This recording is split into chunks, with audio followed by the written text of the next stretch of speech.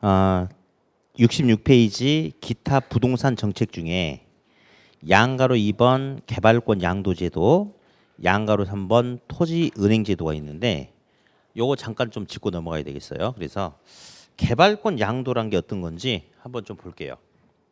써볼까요? 개발권 양도.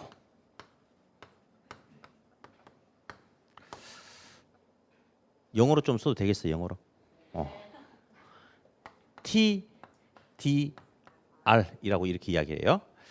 땅을 사면 땅에 대한 소유권이 주어집니다. 토지에 대한 소유권.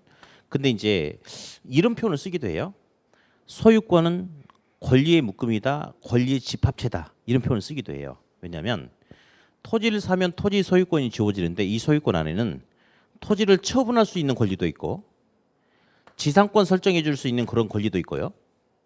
그다음에 뭐 임대료 받고 빌려줄 수도 있고 개발할 수도 있고 뭐 여러 가지 권리가 있다 이거예요. 그래서 토지 소유권은 여러 권리의 집합체다라고 하는데 토지 소유권 중에서 개발권이라는 게 있어요. 개발권. 토지를 개발할 수 있는 권리. 자, 여기 한번 읽어보니까요. 소유권 양도로가 나왔어요. 개발권 양도라고 나왔어요. 이게 여기서 오답의 핵심이에요. 영어로 TDR이라고 나와요. 트랜스퍼러블, 팔아먹을 수 있는 디벨롭먼트 라이트, 개발권. 그러니까 여기서 핵심은 개발권 양도는 소유권 양도가 아니고 소유권 중에서 뭐만? 개발권만을 분류해서 개발권만을 양도할 수 있다. 그러니까 이제 제가 설명을 좀 이따 합니다. 하는데 설명에 앞서서 여차저차해서 뭐 소유권 양도 어쩌고 저쩌고 나오면 무조건 틀리는 거예요. 제목 자체가 무슨 양도라고 나왔어요? 개발권 양도죠. 여러분들이 속으로 읽을 때는 앞으로 어떻게 읽냐면 개발권만 양도라고 하셔야 돼요. 뭐만 양도? 개발권만 양도. 그러니까 절대 소유권 양도 이런 소리 나오면 안 되는 거죠. 네, 이제 한번 스토리를 만들어 볼까요? 자, A란 지역에 1번지 토지하고 2번지 토지가 이렇게 있었어요. 근데 A 지역의 개발 상한선은 이만큼이에요. 상한선. 예. 그래서 1번지 토지 소유자는 개발 상한선까지 개발을 다 했어요. 뭐 별 문제가 없습니다. 근데 2번지 토지 소유자는 이만큼만 개발했어. 요만큼의 공간은 나중에 이용하려고 미이용 상태로 놔둔 상태였거든요. 나중에 이용하려고 포기한 건 아니고요. 근데 몇 년 지난 다음에 2번지 토지 소유자가 기존 건축물을 철거하고 건물을 높게 지으려고 했더니 정부가 태클을 거는 거예요. 정부가 야야야야 안돼 너 하지 마라고 개발을 못하게 하는 겁니다. 그러면 2번지 토지 소유자는 열받지 않을까요? 왜 옆에 놈 할 때는 아무 말도 않고 나만 가지고 그래, 왜 나만 갖고 그래, 그럴 거 아니에요. 그러면 형평성의 문제를 들고 당연히 나올 수 있어요, 없어요? 있죠. 형평성의 문제를 제기할 수 있겠죠. 그래서 정부가 이제 이해를 시키는 거예요. 아무튼 좀 미안하게 됐다. 근데 있잖아, 너 내가 잘 들어라. 네 토지 주변에 어떤 도심의 어떤 역사 유적지가 있고 또는 생태계적으로 보존해야 되는 자원이 있는데 네 토지를 개발해버리면 그런 게 파괴되지 않느냐. 그래서 너한테는 좀 미안하게 됐지만 공공의 이익을 위해서 어쩔 수 없다. 너 하지 마라고 할 수 있나요? 있죠. 공공의 이익을 위해서 그렇게 할 수 있죠. 대신에 공익이라는 이름 아래 2번지 토지 소유자 개인한테는 가혹한 거잖아요. 재산권 행사가 안 되니까. 그러니까 정부가 뭔가 보상을 해줘야 돼요. 근데 정부가 여기 대해서 현금으로 보상을 해주면 뭐 더 이상 무슨 말이 필요하겠습니까? 깔끔하게 끝나는데 현금 보상해 주는 거 아닙니다. 현금 보상을 해주는 게 아니고 TDR인지 뭔지 이런 종이 딱지를 주는 거예요. 이렇게 종이 딱지를. 그러니까 2번지 토지 소유자가 갑자기 또 황당한 거야. 이건 도대체 어디다 쓰는 물건이냐? 이게 뭐냐? 했더니 정부가 이거 있잖아. 저기 흥분 가라앉히고 내 말 들어봐. 옆에 B 지역이 있어. B 지역도 보니까 개발 상한선이 이만큼밖에 안 돼. 근데 B 지역에 3번지 토지가 있다. 정상적으로 개발한다면 개발 상한선까지밖에 개발할 수가 없다. 근데 너는 지금 이 공간 속에서 이 지역에서 이 공간에 대해서 공공의 이익을 위해서 네가 희생을 당했으니까 그런 것을 고려했을 때 3번 지역에서 초과 개발을 이만큼을 하게 해주면 여기에서 초과 개발에 따른 이익이 이렇게 생길 수 있지 않겠느냐. 우리 이걸로 퉁치자. 이게 바로 TDR입니다. 보상이 된 건 맞죠? 맞아요. 근데 이제 2번지 토지 소유자가 다시 한번 물어봐요. 무슨 말인지 알아들었다. 그런데 문제가 내가 인접 토지를 매입해가지고 개발할 수 있는 여건이 안 된다. 나는 어떻게 하느냐 그러면 했더니 정부가 또다시 이야기해요. 가만히 있어봐라. 그럼 내가 이 TDR이라는 종이 딱지를 팔아먹을 수 있게끔 내가 만들어주겠다라고 하는 거예요. 그래서 이 B지역은 땅값이 되게 비싼 지역이에요. 이 B지역은 토지이용 규제가 엄격하게 적용되는 지역이야. 그래서 초과 개발하기 위해서는 반드시 정부한테 허가 신청을 받아야 돼.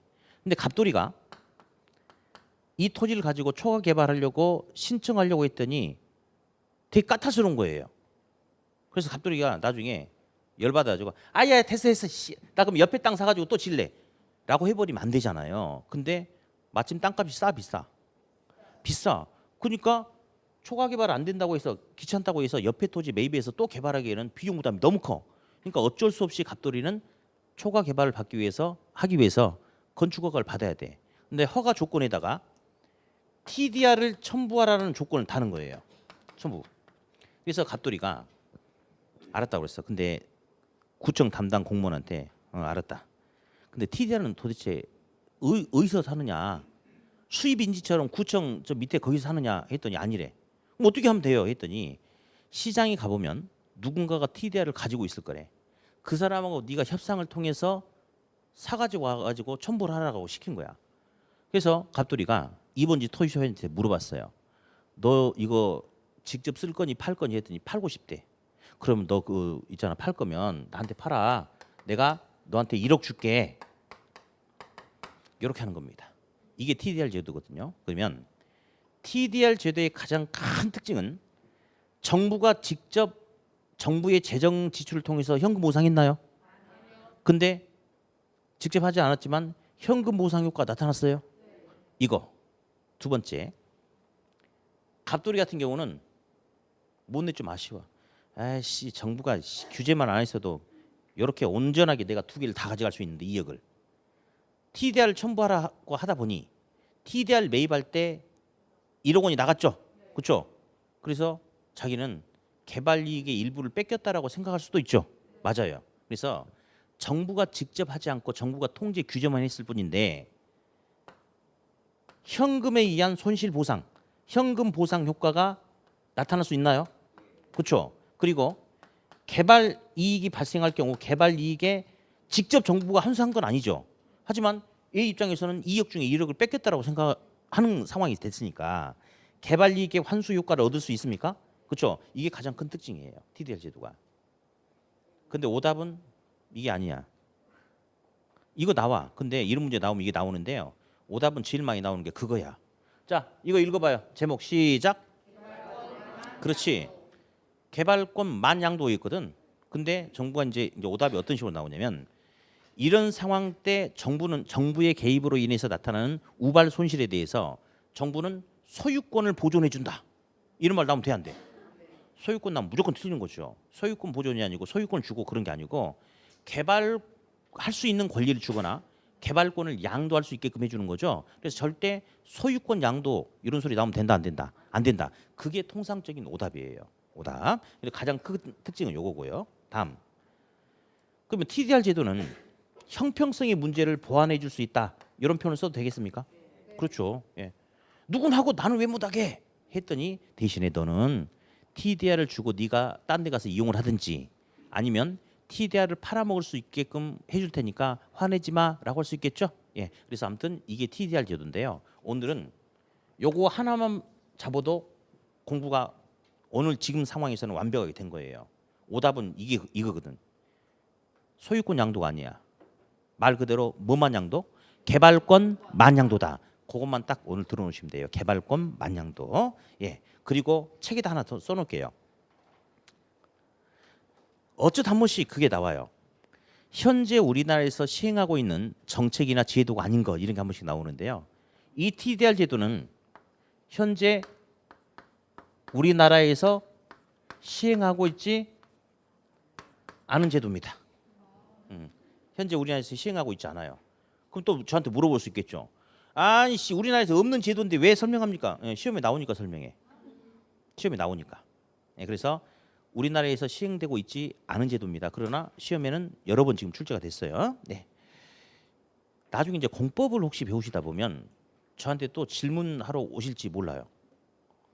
이제 이렇게 혹시 이제 공식적인 용어는 아닌데 용마루권이라고 혹시 그런 용어도 이렇게 들어보고 그러신 분이 계실지 모르는데 나중에 공법 시간에 그 개발제한구역내에서 여기 마을이야 취락 지역이야.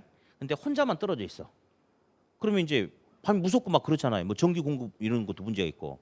그러면 개발이 건축이 안 되는데 신축이 안 되는데 얘만큼은 기존 건축물의 면적만큼의 크기로 이 동네 들어가지고 건물을 지을 수 있게끔 해주는 그런 게 있어요. 예. 근데 그거는 그거고 이거는 그게 아니야. 그래서 선생님 그러면 우리나라에도 비싼 게 있는데 우리나라에도 있다라고 보면 안 됩니까? 그런 소리 하지 마. 비슷한 건 있어요. 근데 이 제도 자체가 우리나라에 있다 없다? 없다. 그렇게. 그래서 아무튼 개발권만 양도하는 거다. 그렇게 용어 정리 한번 해봤고요. 양가로 3번. 토지 은행 제도. 은행 동그라미 치세요. 은행.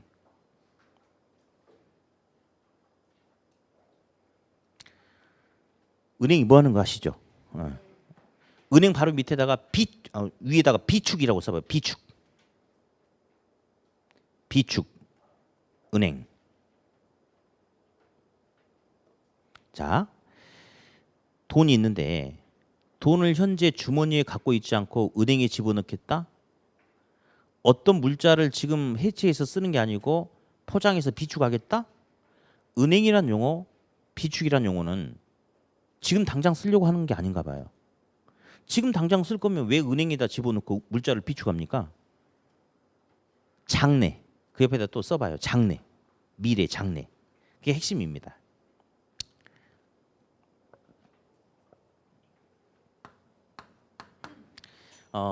LH공사에서요. 토지은행 개정이라는 게 있어요. 그래서 공공이 지금 말고 장래에도 토지를 필요로 하겠죠. 그렇죠? 지금 여기는 이렇게 도시가 갖춰졌어요. 근데 앞으로 10년, 15년 지난 다음에는 또 어떤 변화가 생길지 모르니까 학교 용지라든지 공원 용지라든지 뭔가 그렇게 공공이 사용해야 될 토지가 필요로 하지 않겠습니까?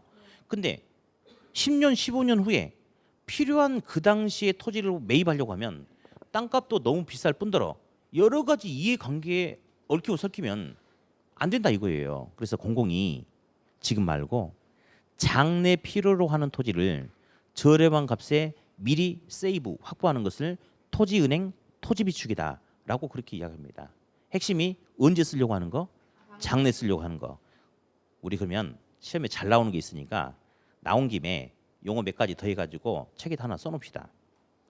우리 첫 번째 토지 수용 방식 있죠. 예, 강제 매수 방식, 수용 방식. 수용 아시죠? 수용 방식하고 토지 은행 제도하고 시험에서 비교를 시켜요. 토지 수용은요. 토지를 수용하고자 하는 현재 시점에 이 토지는 어떤 용도로 이용하겠다라는 이용 목적이 확정이 돼 있어요. 그러니까 토지 수용 공고가 붙어 있으면요. 이 토지는 어떤 용도로 쓰기 위해서 수용한다.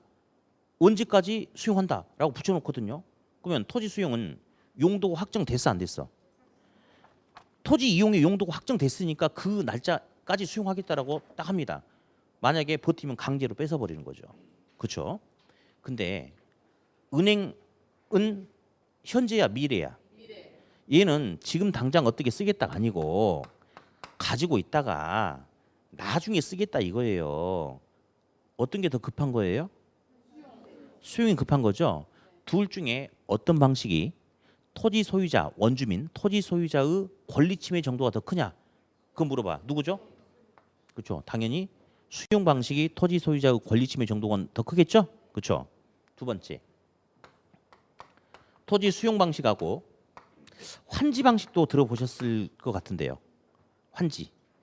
예를 들어서 이제 도시 개발 사업 할 때 이런 토지가 있는데 이런 토지를 예, 수용해 가지고 택지로 만드는 거예요. 택지로. 그러면 여기 가지고 있는 사람이 나는 경우에 따라서 뭐 이제 만약 수용 방식과 환지 방식을 혼용한다면 나는 현금으로 정산 받을래? 그러면 현금을 주는 거고 나는 나중에 택지 개발되면 택지로 받을래? 그러면 여기 있으니까 요 정도만큼 택지로 돌려주는 거. 체인지 토지를 체인지 해주는 게 환지죠.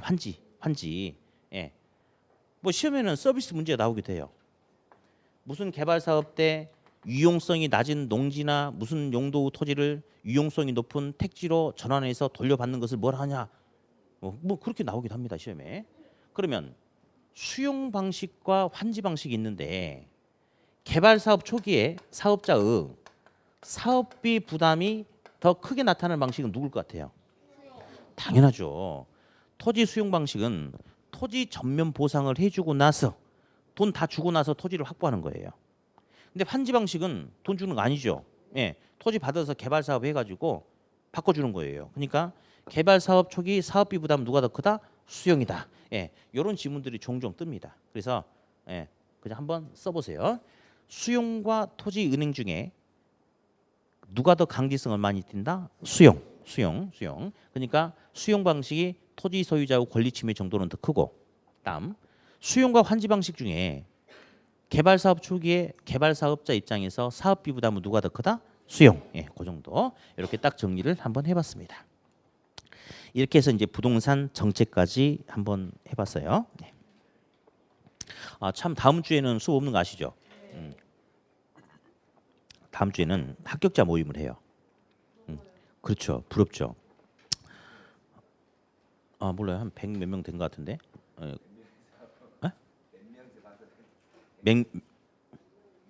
그런 거는요. 저는 직원이 아니기 때문에 밖에 직원한테 물어보면 정확해요. 네. 제 직원이 아니라니까요. 저는 직원이 아니고 저는 5개 학원을 강의하면서 여기 하나일 뿐이야. 잘 몰라. 그런 거 물어보지 마. 아무튼 근데 이제 이제 또 그래서 노래를 하나 불러야 되는데 어떤 노래를 부를까 지금 스트레스입니다. 그래서 이제 짬짬이 시간 내서 노래방 가서 노래 연습 좀 해야 되는데 여러분도 합격하시면 내년에도 내년엔 댄스곡으로 하나 할게요. 꼭 합격하세요. 네. 그래요. 듣고 오버하이트 나와도 몰라요. 자, 68페이지. 부동산 투자의 의미가 나와요. 투자 의미가. 예. 우리 학개론에서 부동산 학개론에서 단일 테마치고 가장 문제가 많이 출제가 되는 게 이제 부동산 투자 이론이에요. 투자 이론. 자, 그러면 먼저 투자 의미. 그 동그라미 1번에 보니까 이렇게 나왔어요.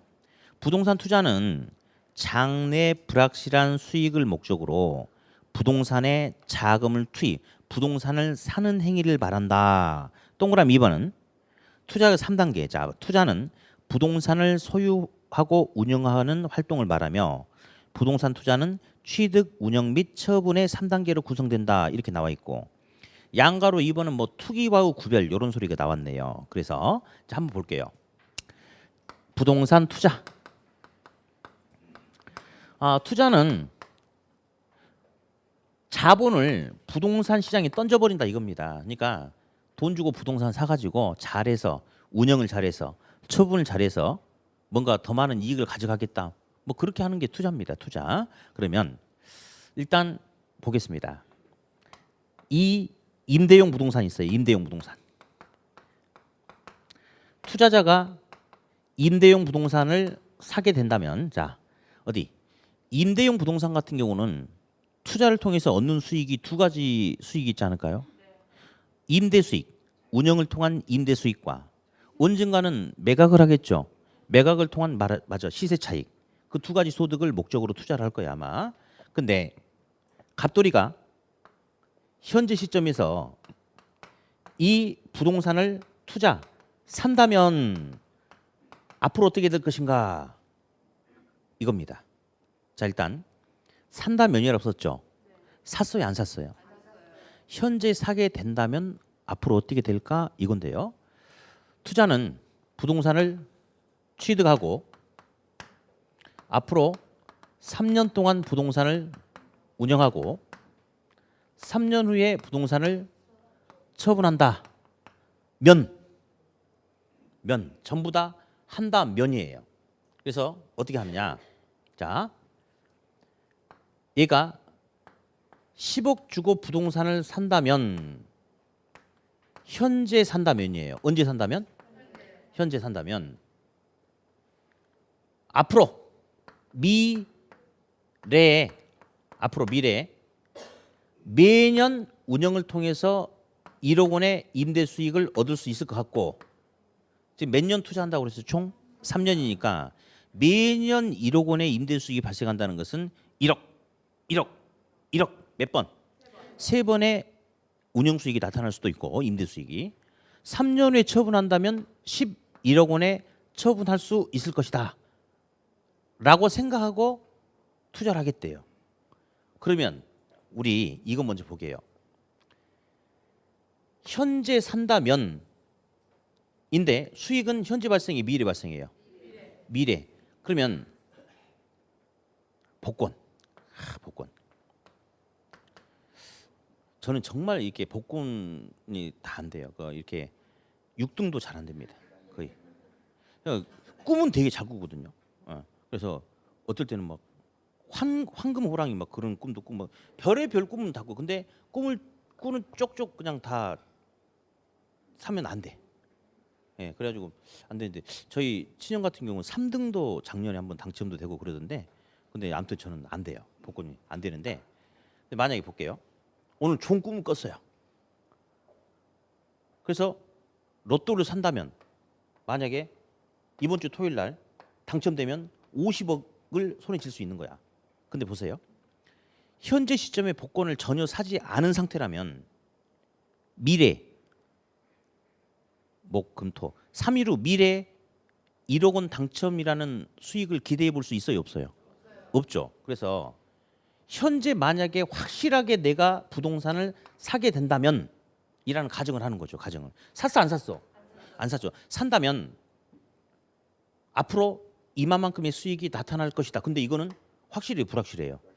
불확실하죠. 그래서 이제 우리 책에 아까 있던 소리가 이 소리야. 그냥 투자라는 것은 미래의 불확실한 편익을 얻기 위한 현재의 확실한 희생이다. 그냥 그렇게 이야기한다. 그게 바로 그냥 이 표현입니다. 근데 오늘은 써먹을 건 아닌데요. 중요한 것은 앞으로 계속 써먹을 건 이겁니다. 우리가 배우는 투자 이론은 부동산을 사버렸다? 수익이 발생했다? 아니, 현재 부동산을 사게 된다면 앞으로 이만큼의 수익이 발생할 것이다야. 전부 다 실행에 옮긴 건 아닙니다.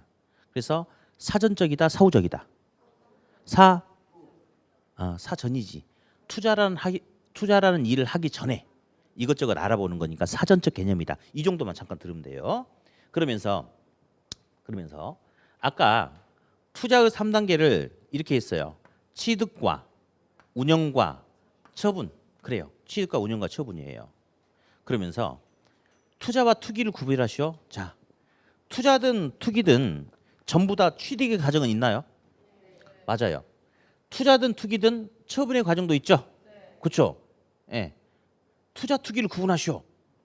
2주 전에 제가 그런 말 살짝 한 것 같은데, 내가 부동산 사가지고 잘 팔아서 돈 벌면 투자를 잘한 것이고, 옆에 사람이 부동산 사가지고 돈을 벌면 투기한 것이고, 신고해야 돼. 그런 사람들은 웃자한 소리죠. 근데 이제 우리 이제 그 이론상으로 정리할 때는 투자 투기는 취득과 처분의 과정이 다 있어요. 근데 정상적인 운영의 과정이 있으면 투자라고 이야기하고요.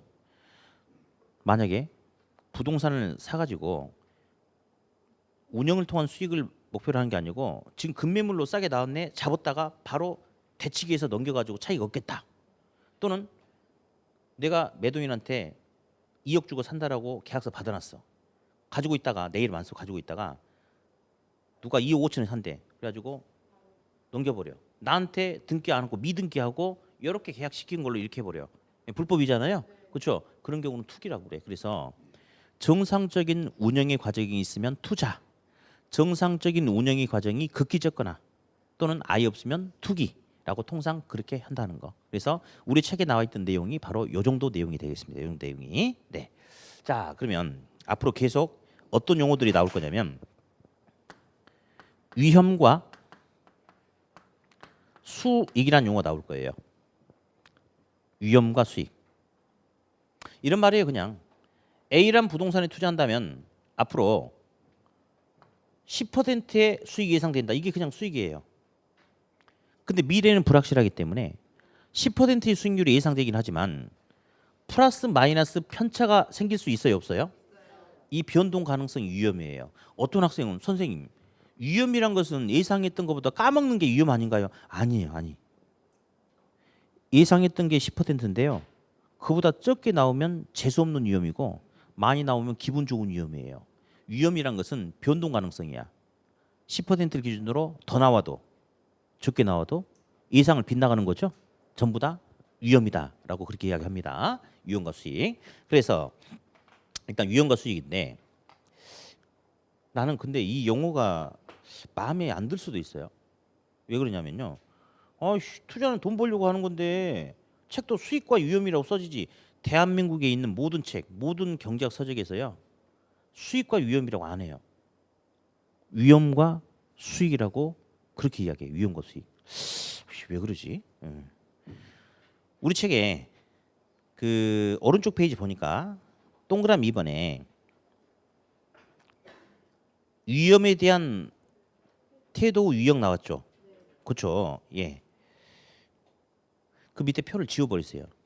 표 세 칸 나왔잖아요. 이렇게 지워버리세요. 예. 요거 보면요 안 돼요. 시험용이 아니에요. 지워버려요. 지우세요. 그 중에 위험 회피형, 즉 위험 혐오형과 위험 추구형, 위험 선호형이 있습니다. 근데 그 내용을 벗어는 안 됩니다. 시험용이 아닙니다. 시험용이 아니에요. 예. 그러면 볼게요. 똑같은 위험에 대해서 투자자마다 바라보는 게 달라요. 그래서 위험 회피형, 위험 혐오형이라고 돼요. 그다음 위험 선호형, 위험 아까 여기 뭐라 나왔어요? 추구형 이렇게 나오죠. 똑같은 말이에요. 근데 요건 어떤 거냐면요. 이 사람은 투자는 위험과 수익과의 관계를 잘 보고 판단해야 되거든요. 근데 이 사람은 수익을 먼저 보는 게 아니고 위험이 작다면 이걸 먼저 보는 거야. 안정적인 거라는 거지. 안정적인 거를. 위험이 작다면 수익이 작더라도 난 괜찮아.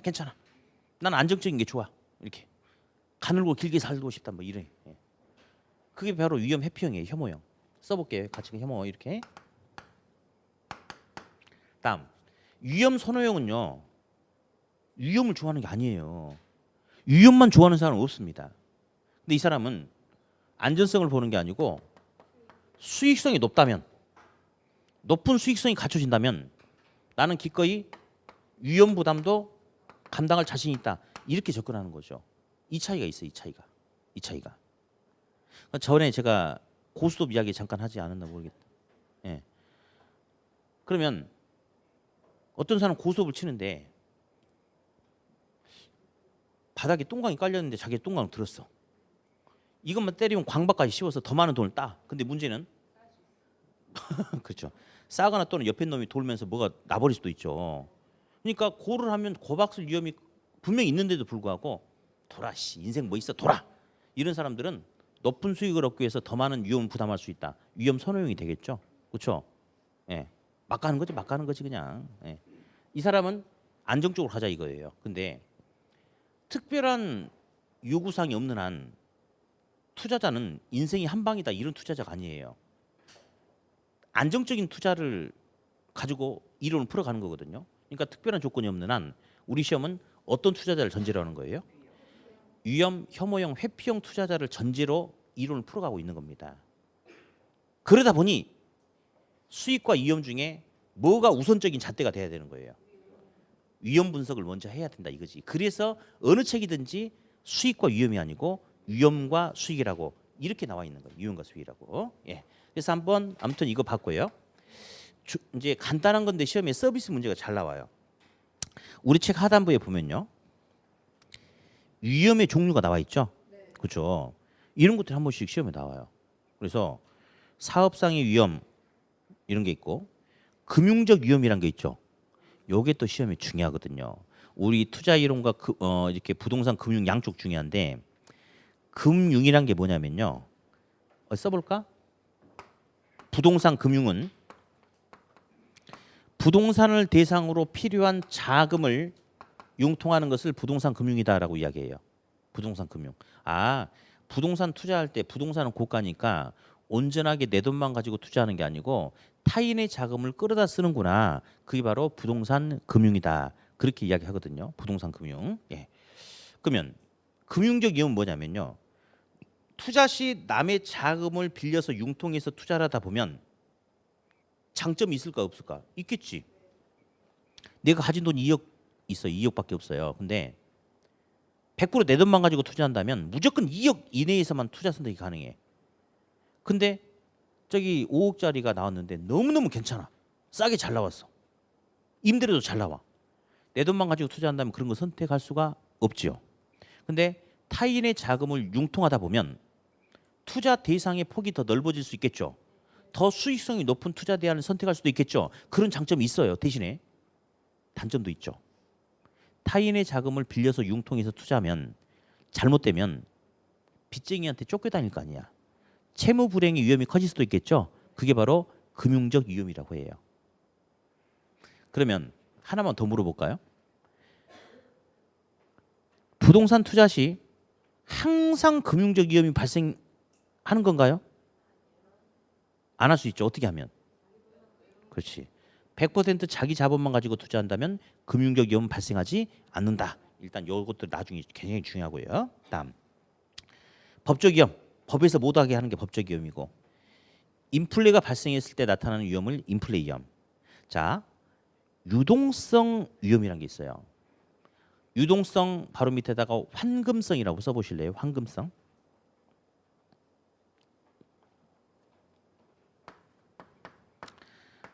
자, 앞으로 이 유동성이 두 군데서 시험에 나올 거예요. 두 군데서.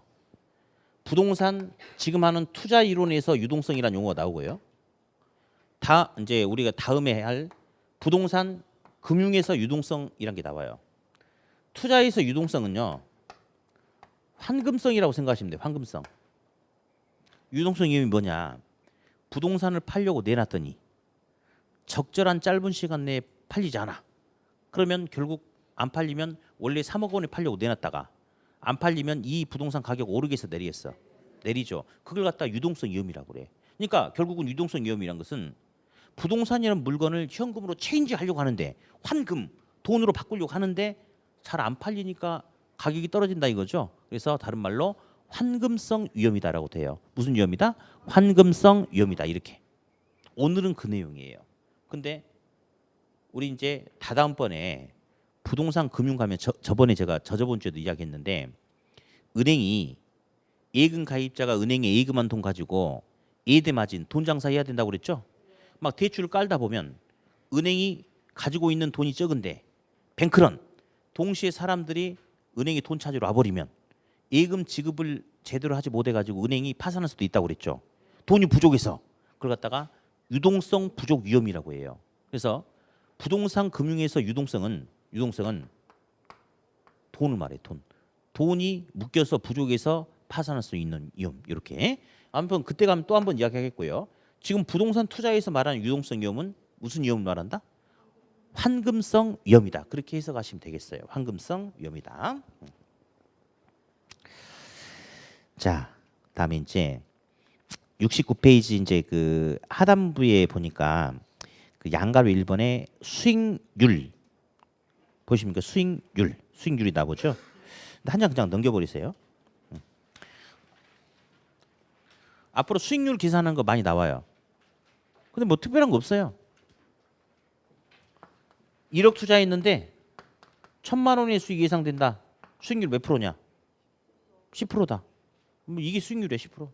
그러니까 뭐 이런 거 계산하는 건 문제가 안 되고 한 장을 넘겼더니 이제 70페이지 보니까 수익률 자 큰 파란색 1번에 보니까 수익률을 통한 의사결정 해가지고 양가로 2번에 무슨 수익률 나왔어요? 기대 수익률. 양가로 3번은 요구 수익률과 기대 수익률 나왔죠? 요 수익률의 종류를 한번 볼 거예요. 수익률의 종류. 자, 칠판 볼게요. 수익률의 종류. 자, 사실은 수익과 수익률은 똑같은 말이에요. 근데 돈으로 이야기하면 수익이라고 불러주고 비율로 이야기하면 수익률이다라고 이야기를 해요. 100원을 투자해서 10원을 벌게 되잖아요. 수익은 10원이에요. 10원. 근데 100원을 투자해서 10원을 벌게 되는 비율이 얼마냐 그러면 수익률은 10%다라고 이야기해. 그러니까 수익과 수익률은 똑같은데 그냥 번 돈만 이야기하면 수익이고 투자 자금 대비 수익의 비율 퍼센트를 이야기하면 그냥 수익률이다. 그 차이만 있어요. 그 차이만. 자, 그럼 이제 한번 볼게요. 투자자가 학원 밑에 있는 이 상가 건물을 분양하더라고요. 그래서 이걸 딱 봤어. 그랬더니 이 상가 건물의 분양가가 10억이야.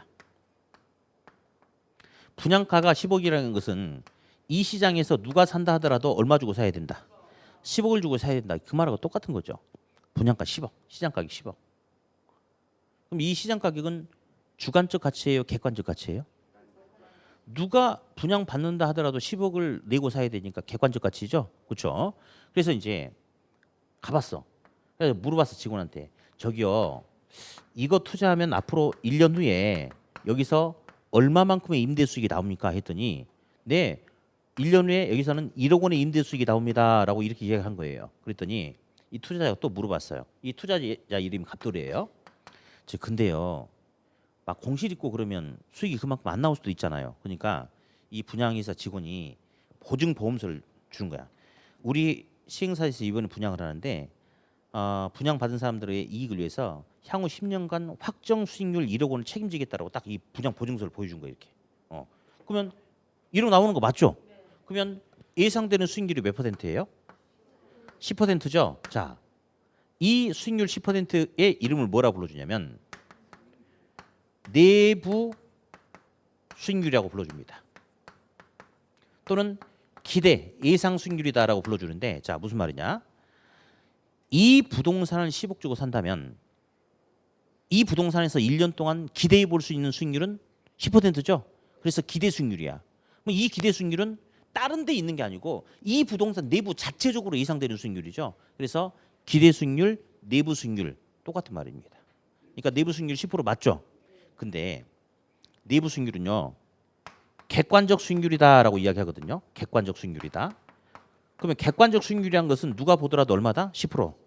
이번에는 을돌이라는 사람이 분양회사 가서 물어봤어요. 이거 분양가 얼마예요? 10억이래. 1년간 예상 임대료 수익이 얼마예요? 1억이래. 공실이 있어서 안 나오면요? 했더니 아까 갑돌이한테 했던 소리 똑같이 하는 거죠. 그러면 이런 객관적인 지표, 자료를 통해서 분석하면 누가 분양을 받는다 하더라도 결국 예상 수익률이 몇 %가 되겠어요? 10%가 되겠죠? 그렇죠? 예. 그래서 객관적 수익률이다. 그렇게 이야기를 해요. 다음. 이번에는 투자자가 투자하기 위해서 자기 나름대로 원하는 최소한의 요구치, 최소 요구치가 있어요. 투자자가 나는 이 부동산에 투자하기 위해서 최소한 8% 정도가 나오면 투자하고 요것도 안 나오면 투자하지 않겠다라고 이렇게 이야기하는 거예요. 이 8%를 뭐라 불러주냐면 투자자의 요구 수익률이다라고 이렇게 불러줍니다. 자, 투자자 무슨 수익률? 요구 수익률. 그러면 있잖아요. 갑돌이란 투자자가 지금 그랬어요. 야, 갑돌아, 너 이 부동산에 투자하기 위해서 너가 원하는 최소한 수익률이 얼마니 했더니 갑돌이가 8%라고 한 거예요. 그래서 제가 물어봤어. 왜 그런데? 했더니 갑돌이가 그런 거예요. 자, 일단은 먼저 쓰고 할게요. 요구 수익률은 무위험률에 위험 할증률 프리미엄을 더한다 이렇게 합니다. 자, 제가 설명을 할 테니까 일단 한번 읽어볼게요. 자, 뭐는 요구 수익률은 무위험률 더하기 위험 할증률이다. 갑돌이가 자기가 원하는 요구 수익률이 8%라고 그랬죠. 제가 물어보는 거예요. 야, 너가 원하는 요구 수익률이 왜 8%니? 라고 했더니 갑돌이가 제가 만약에 10억을 가지고 이 부동산을 사지 않고 은행에다만 집어넣는다면 은행에서는 아무런 위험 부담 없이 시간만 흘러가면 은행에서 3% 이자 수익률을 줍니다. 그러니까 최소한 은행 금리는 깔고 말해야 되는 거 맞죠? 맞아요. 당연합니다. 그리고 그다음 뭐냐 했더니 갑돌이 그래. 아니 내가 이 10억을 가지고 은행에다만 투자한다면 그냥 아무런 위험 부담 없이 시간만 가도 3%가 나오는데 부동산에 투자하다 보면 투자가 끝날 때까지 근심 걱정이 계속 생길 거 아니에요. 위험을 계속 달고 다니잖아요. 그러니까 위험에 대한 보상으로 나는 추가적으로 5%가 나오면 투자를 하고 요 정도 마저도 안 나오면 안 하겠습니다. 라고 할 수 있죠. 그래요. 그래서 투자자 요구 수익률은 무위험률에 위험 할증률을 더한다라고 그렇게 이야기를 해요. 그리고 시험에 수도 없이 나왔던 질문이 있어요. 정말 공부를 했냐 안 했냐고 무관한 건데 위험이 클수록 투자자는 요구 수익률을 높일까요 낮출까요? 당연히 위험한 일 시키면 돈 더 주세요 이렇게 하는 거 아니에요? 당연하죠. 근데 위험이 클수록 투자자는 요구 수익률을 낮춘다. 말도 안 되는 그런 질문들도 여러 번 나왔다는 거. 근데 여기다가 제가 설명하는데 객관적이라는 말을 썼잖아요. 그럼 당연히 비교를 시키는 거니까 한 놈은 객관적이라는 말을 붙였으면 다른 놈은 뭐라고 나와야 되겠어요? 당연히 주관적이란 말이 나오겠죠. 예, 요구 수익률은 주관적 수익률이다라고 이렇게 이야기하거든요. 이제 한번 만들어 볼게.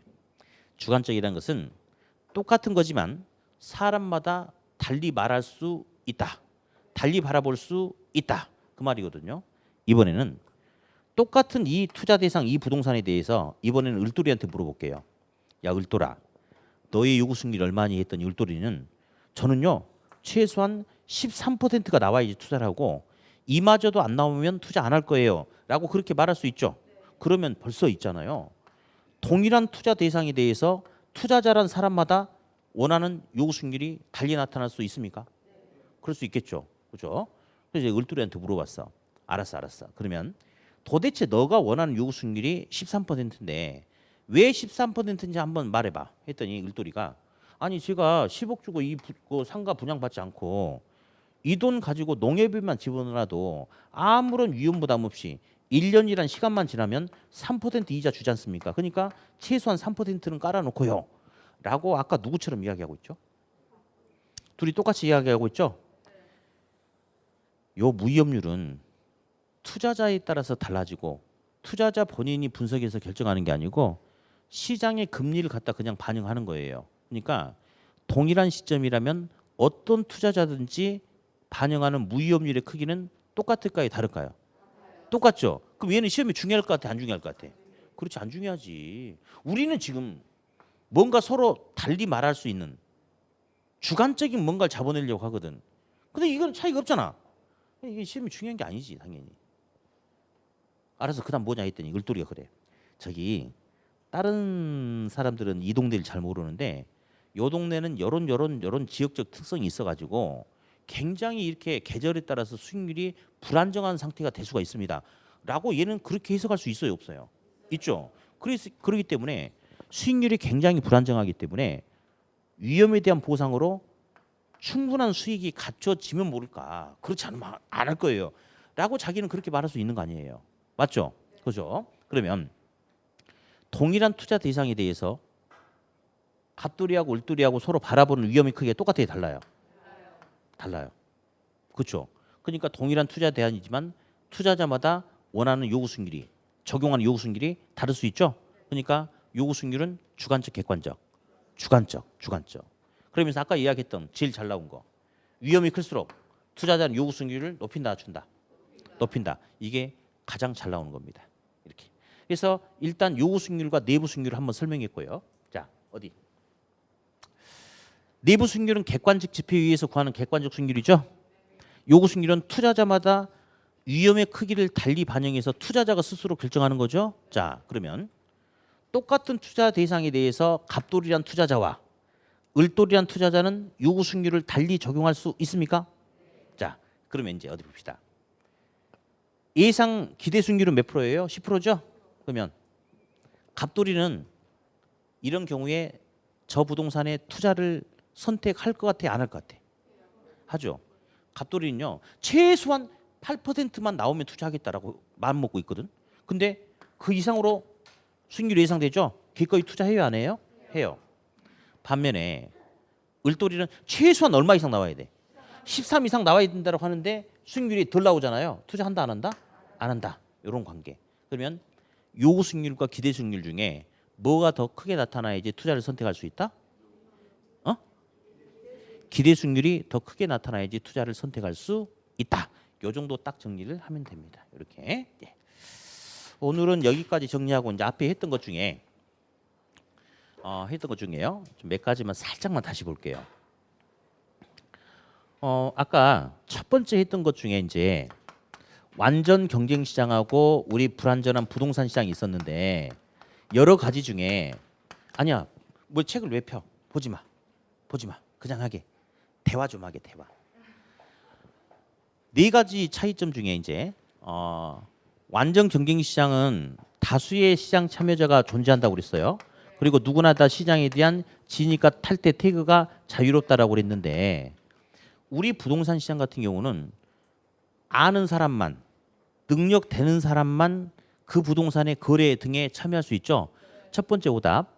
부동산 시장은 다수의 시장 참여자가 존재하는 특징이 있다면 돼야 한대요. 안 되죠. 예. 일부 사람만 참여할 수 있죠. 다음. 완전 경쟁 시장은 시장에 대한 진입과 탈퇴가 자유롭다고 그랬는데 우리 부동산 시장도 시장에 대한 진입과 탈퇴가 자유롭다 하면 돼야 안 돼요. 안 되죠. 그렇죠? 예? 그래서 일단 이런 오답 조심하시고. 예. 두 번째 이제 효율적 시장은 뭐 큰 문제가 안 돼요. 나중에 계산 문제는 정말 정말 10초도 안 되게 탁 찍고 이렇게 풀어갈 수 있는 방법이 있고 아까 뭐 약성, 중강성, 강성 뭐 큰 문제가 안 되는 상황이고 부동산 정책학과 들어와서 정책 아까 이제 하면서 외부 효과라는 소리 잠깐 아까 해봤어요. 외부 효과. 그렇죠? 외부 효과는 의도했다, 의도하지 않았다. 그리고 외부 효과는 긍정적인 정예부 효과, 부정적인 부예부 효과가 있었는데 아까 님비 핀피 아까 이야기해봤죠. 예, 핀피는 좋은 거죠. 프리스 인마이 프런티아도 좋으니까 정예부 효과가 핀피, 부예부 효과는 님비했고 아까 공공재라는 것까지 묶어서 좋은 것은 과소. 자, 정예부 효과 공공재. 그렇죠. 시작할 때마다 끝이 아름답게 끝나야 돼. 끝이. 이제 우리 끝을 향해 가고 있어요. 집중하세요. 예, 좋은 기억 가지고 헤어져야 되니까. 우리 오늘 헤어지면 앞으로 다음 주 얼굴 못 보고 2주 후에 봐요. 그러니까 좋은 기억 가지고 헤어지게. 네. 자, 정예부과는 과소죠. 공공재도 좋은 거니까 과소. 부예부과는 안 좋은 거니까 과대. 이 정도만. 그래서 정예부과 과소, 부예부과 과대 생산 이 개념 일단 잡아놓고요. 공공재도 아까 이야기했고. 그다음에 이제 책이 많이 건너뛰었지만 아무튼 주택 정책이 있었어요. 주택 정책. 그 중에 임대료 상한제, 임대료 통제가 있었는데 가장 큰 틀 균형 가격보다 높은 선, 낮은 선에서 통제하다 보니까 공급자가 돈이 안 되는 거예요. 그래서 공급량을 줄이다 보면 주택 부족, 초과 수요 현상이 나타난다고 그랬죠? 그렇죠? 일단 이 틀 하나 잡았고요. 임대료 보조를 바우처라고 하는데 여기서 핵심 저소득층 임차인에게 임대료 보조를 해주면 저가 주택에 대한 수요가 증가한다, 감소한다? 증가하는 거죠. 임대료 몇 푼 보조해준다 해서 그 돈 가지고 다른 동네 갈 수가 없다고 그랬어요. 저가 주택 지역 내에서 양적인 수요가 질적인 수요가 증가하면서 개인 입장에서는 보다 더 주거 환경이 좋아졌잖아. 그렇게 움직이는 것이지 저가 주택을 이탈하면 안 됩니다. 그래서 임대료 보조에 의해서 저가 주택의 수요는 증가한다. 나중에 감소한다라고 오답이 여러 번 나올 겁니다. 예. 그다음에 공공 임대주택 공급은 시험에 중요하다고 그랬어, 안 중요하다고 그랬어? 안 중요하다고 그랬는데 내용은 근데 맨날 나오는 게 하나 있다고 그랬죠. 뭐? 그렇지. 정부의 직접 개입, 간접 개입이라는 게 있는데 공공임대주택 공급은 정부의 무슨 개입에 속한다? 직접 개입에 속한다. 그 표현이 아주 시험에 아주 많이 나온다는 거. 네. 다음 부동산 조세 있었죠? 전가, 귀착 이렇게. 예. 어디 여기다가 써놨는데 읽어보세요. 탄력적이면 아까 을돌이, 갑돌이 했었잖아. 을돌이 보증금 얼마 있어 아까? 5억. 월세. 정말 이런 엄청난 기억력. 그걸 거기다 써먹으면 안 될 텐데. 그럼 뭐 가서 와. 갑돌이 반지하 1층 보증금 얼마? 100에 어머. 야, 여러분 합격하시겠어요? 그런 쓰잘데없는 걸 그렇게 완벽하게 기억하고 있다니. 자, 그러면 을돌이 먼저 읽어봐. 시작. 탄력적이면 유리하다. 다시 을돌이 시작. 탄력적이면 유리하다. 조세 부담이 작다. 갑돌이 비탄력적이면 불리하다. 조세 부담이 크다. 이런 상태에서 조세를 부과했더니 임대인이 일부를 부담했네. 그러면 임대인의 부담이 커졌죠. 임차인 잉여소득 감소, 수요 감소. 임대인도 세금의 일정 부분을 떠안았잖아요. 그러면 임대인이 잉여소득 감소, 공급 감소, 거래 감소, 사회적 무슨 손실? 후생 손실의 문제가 생긴다. 들어봤죠? 그러면서 세전 임대료 소득과 세후 임대료 소득이 있는데 시험에 가만히 있어. 임대인이 실제로 받는 임대료 수입은 무슨 소득을 말해? 세후 소득을 말한다는 거. 예, 그런 거 있었죠. 예. 그다음에 그럼 가만히 있으라고 해야지. 뭐라고? TDR도 개발권 양도에서 읽을 때 어떻게 읽으라고 그랬어요? 개발권만 양도. 소유권 중에서 개발권만 양도, 개발권만 양도 조심하시고요. 그다음에 아까 수용 환지 토지 비축 이런 거 했는데 하나 물어볼게요. 토지 비축하고 토지 비축을 다른 말로 뭐라고 그래? 토지 은행, 토지 비축 똑같은 말이에요. 장래 쓰려고 하는 거. 수용 방식과 토지 은행 비축 방식 중에 어떤 게 관계성을 더 많이 띠냐? 수용. 둘 중에 어떤 놈이 토지 소유자하고 권리 침해 정도가 더 크냐? 수용. 뭐 그런 내용들 아까 해봤죠? 네. 그러면서 투자 이론까지 뭐 쭉 정리했네요. 이 정도까지. 예. 자, 그래서 오늘 여기까지 하고 다음 주는 이제 포트폴리오 뭐 이런 것들은 이제 같이 한번 갈 거예요. 아까 이야기했듯이 다음 주는 합격자 모임이 있어요. 그래가지고 다음 주는 한 주 쉬거든요. 그래서 다음 주는 한 주 쉬니까 쉬는 동안에 그냥 쉬세요. 다른 거 하지 말고 쉬고 그 다음 주에 결석하지 말고 나오고 그러면 되겠어요. 여러분도 내년 다음 주에는 합격자 모임 때 만나서 술 한잔 하게 해요. 저 술 되게 잘 먹거든요. 네, 그래서 같이 꼭 한잔 하게 해요. 자, 그럼 고생하셨고 다다음 주 수업 때 다시 뵙겠습니다. 수고하셨습니다.